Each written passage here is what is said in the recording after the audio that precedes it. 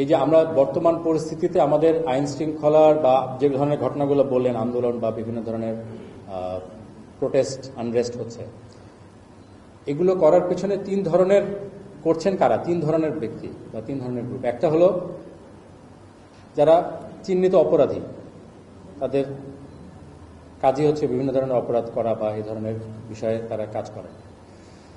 একটা হচ্ছে ইন্ধনদাতা, কিছু আছেন যারা উদ্দেশ্য প্রণোদিতভাবে কাজ করছে। আর একটা বড় গ্রুপ আছে যারা দেশের সাধারণ জনগণ, যেমন এই যে ছাত্রদের যেটা বললেন, এর আগে আমরা বিভিন্ন সময় দেখছি যে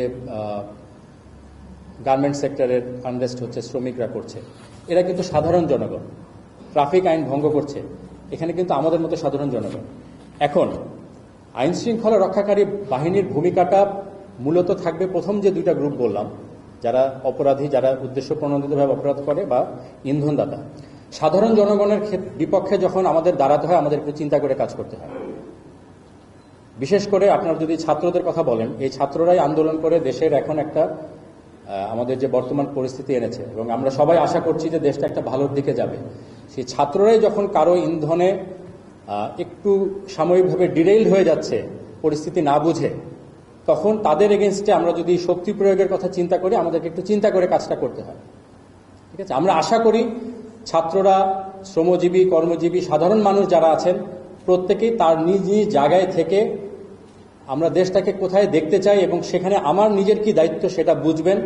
এবং প্রথমত এই ধরনের, যখন সেটা সোশ্যাল মিডিয়া হোক বা অন্য কোনো যে কোনো মাধ্যমে হোক, যখন এই ধরনের কোনো ইন্ধন জাতীয় বিষয় তাদেরকে ইনস্টিগেট করার চেষ্টা হবে, তারা যাচাই করবে যে আসলে ঘটনাটা হয়েছে কিনা।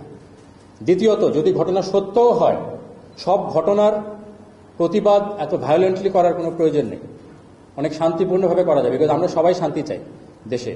তো এখানে আমাদের সাধারণ জনগণ, বিশেষ করে ছাত্র, কর্মজীবী, শ্রমজীবী এবং সকল পর্যায়ের মানুষ, আমাদের একটা সকল নিজের দায়িত্ব আছে যে আমরা যদি নিজে থেকে দায়িত্বশীল ভূমিকা পালন করি, তাহলে এই অনেকগুলো এই ধরনের ঘটনা আমরা অ্যাভয়েড করতে পারি।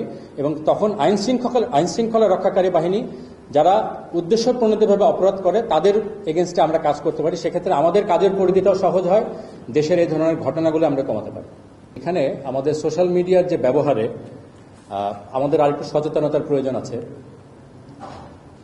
এই যে ইন্ধনদাতারা থাকেন কম, বাট সমস্যা যেটা হয়, ইন্ধনদাতারা একটা মেসেজ পোস্ট করার পরে এইটাকে কপি করে অন্যরা যখন পোস্ট করেন, এখানে কিন্তু সবাই ইন্ধনদাতা থাকেন না। এখানে আমাদের মতো অনেকে আছেন যারা না বুঝে এটাকে ছড়িয়ে দেন, ছড়ার ফলে এই ধরনের আনরেস্টগুলো হয়। তো আমরা চিহ্নিত করার অবশ্যই চেষ্টা আছে যে কারা আসলে মূলত উদ্দেশ্য প্রণোদিতভাবে এই কাজগুলো করছে, এবং সেটার এগেনস্টে ব্যবস্থা অবশ্যই নেওয়া হচ্ছে। ইন্টেলিজেন্স, পুলিশ, সবার সাথে সমন্বিতভাবে আমরা কাজ করছি। আমাদের প্রেজেন্সও আপনারা এই জন্য দেখছেন যে মূলত বড় ধরনের যতগুলো ঘটনা, কোথাও কিন্তু রিসেন্টকালে এমন হয়নি যে আমরা জানি, মানে আইন শৃঙ্খলা রক্ষাকারী বাহিনী জানে না বা ঘটনা ঘটে গেছে, এরকম কিন্তু খুব হয়নি। বাট এটার ব্যাখ্যাটা তো আমি আগেই দিলাম যে কোনো কোনো ক্ষেত্রে আমাদেরকে একটু চিন্তা করে কাজ করতে হচ্ছে। সেক্ষেত্রে হয়তো অনেকের মনে হতে পারে যে আইন শৃঙ্খলা রক্ষাকারী বাহিনী যথাযথ পদক্ষেপ নেয়নি, কিন্তু আমরা তো শুধু সামনেরটা দেখি।